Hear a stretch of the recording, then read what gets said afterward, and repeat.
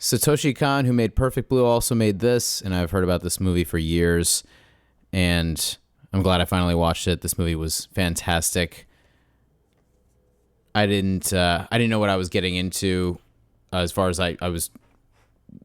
Besides a basic synopsis, I was walking in pretty blind. I hadn't watched any scenes, or I haven't seen too much about this movie, despite it being out for 25 years. But what's up with these movies making me cry, dude? These movies are always really deep and poetic, is what I've realized. This guy and a lot of the Studio Ghibli movies, and just something about. I don't know. It's animated Japanese animated films that are very emotional and have so many layers in them. What I loved about this is there are a lot of like good full circle moments and a lot of things that kind of loop back to what's established in the beginning. But basically, this whole setup of this is that it's two guys wanting to make a documentary, and one of them actually worked with her when he was younger, and he's a huge admirer of hers, and they're interviewing. She's now in her 70s, like as far as when the movie takes place, and as she's telling them the story, they kind of are intertwined, like both her being interviewed and the memories that she's and her memories and her experiences that she's telling them about are basically they're interviewing her, they're basically in the scenes themselves, which is really cool, because then it basically turns into the guy who's a big admirer of hers. He starts getting involved in the scenes with her and pretends to play all the parts of all the different just random like male acting roles that are in the middle of her telling these stories. And it was just really really beautiful. It was really beautifully done. And I'm excited to watch Paranoia Agent, the other thing that he made, which is like a mini series. But this was really it was really lovely. I didn't I'm surprised with how much it picked up in the end, because it did start off very like quiet. It's one of those movies where the music really hits so much because of how much quiet there is. It's very, very quiet, and I'm not gonna lie, I was like not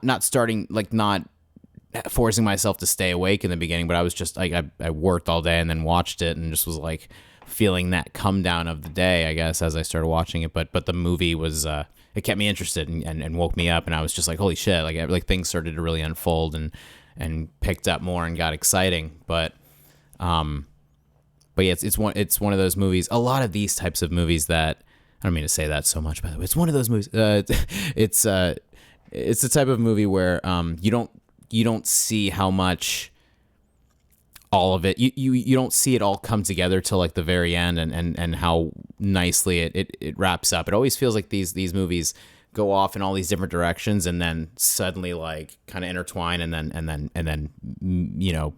it all makes sense as you keep watching it. As the story unfolds, more and more of it starts to be pieced. You start to piece more of it together, and then it starts to really pay off by the end. I love movies where, as long as you're like paying attention, this is the type of story where if you can't half watch it. You can't watch it in the background to really appreciate it. That's like most movies, obviously, all movies, I personally believe, but it's very important to catch all those little details and all those little things, because if you miss anything, and it's told so succinctly and so like quickly too, because it's almost like every decade or every 5 years or so, it feels like the setting changes. I really loved how like they transitioned from like one movie of hers or one era of her life to the next very like quickly, and it was usually done through her movie roles and through moments that were happening while she was making those movies. And the most important part of it, I'm not trying to give away the whole movie if you haven't seen it, but I feel like it's great to like talk about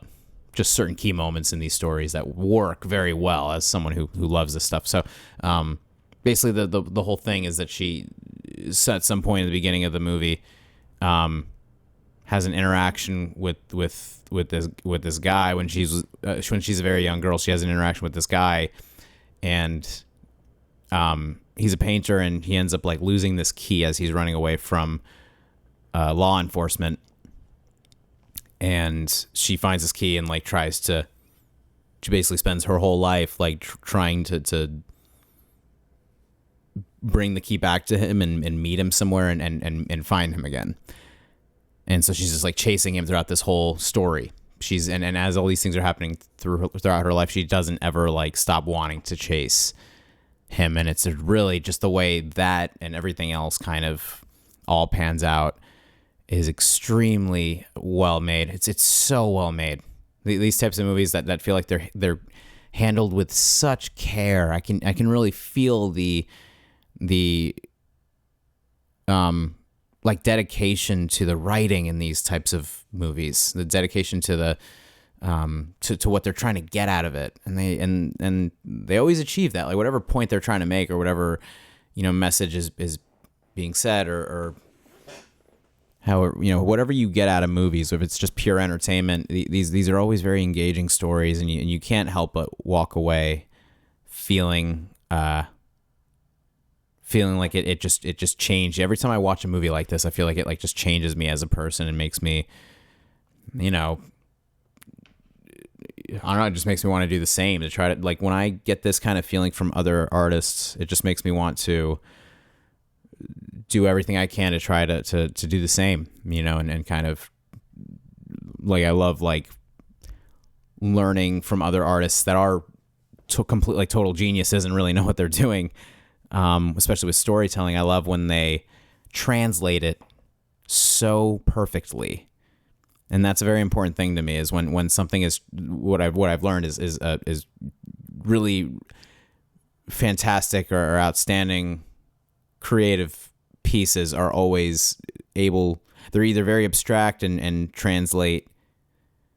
They almost translate nothing for you, as far as they want you to kind of make whatever you want. There's some art that's basically it wants you to figure it out, and then there's other works that make you that bring they present everything so well that you're that as long as you just pay attention to it or give it that time and attention, you get so much out of it because of how much they're giving to you and how much they're really just sending that energy to the audience. In that way, it's a lot of it is just trying to send some sort of, however that energy is presented, right? Whether it's something dark or wholesome or whatever it is, it's a thing. It's like a manifestation of something that somebody is feeling. So when they translate it that well, or they translate it in a very poetic way like that, I'm always blown away, and I'm always inspired. And now I'm wondering if I should watch another movie or if I should do something else, because I've been watching a lot of movies lately, and I really love it. But anyway, yeah, that Millennium Actress is really solid. Definitely worth checking out. This and a lot of other Satoshi Kon's movies, a lot of his other movies, and yeah, I'll check you guys out at the next one.